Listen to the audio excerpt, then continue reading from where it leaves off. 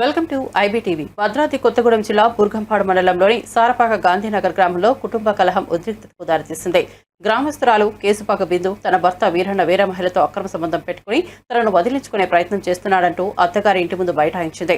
పెద్దల సమక్షంలో పెళ్లి చేసుకున్న భర్త ఇప్పుడు పిల్లలు లేరని, ఇతర కారణాలు చెబుతూ తనను విస్మరించాలని బిందు వాపోయింది.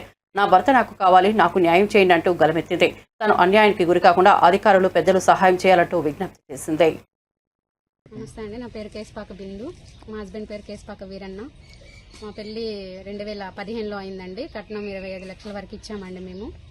రాత్రి పెద్దంతల్లి గుళ్ళో మా పెళ్ళి అయిందండి 2015లో. మా పెళ్ళి కూడా 11 సంవత్సరాలు కావస్తుంది. ఈ మధ్య కాలంలో ఒక అమ్మాయితో, దానూరి స్వరూప అనే అమ్మాయితో ఇల్లీగల్ ఎఫైర్ పెట్టుకుని నన్ను మానసికంగా శారీరకంగా టార్చర్ చేస్తున్నాడండి. ఈ విషయం మేము మా అత్తగారులకు చెప్తే వాళ్ళేమో మాకు తెలియదు, వాడు చచ్చిపోతా అంటున్నాడు అని చెప్పేసి వాళ్ళు కూడా చెప్తున్నారు. మాకు చెప్పకని చెప్పేసి మా బావగారు కేసుపాక వీరభద్రం గారండి, ఆయనను మా అత్తగారు మా మామగారు వీళ్ళు ముగ్గురు ఆయనకి సపోర్ట్ చేస్తున్నారండి. నాకు ఎక్కడ నేను కంప్లైంట్ ఇచ్చానండి, పాలవంచలో కంప్లైంట్ ఇచ్చినా నాకు అక్కడ న్యాయం జరగలేదు.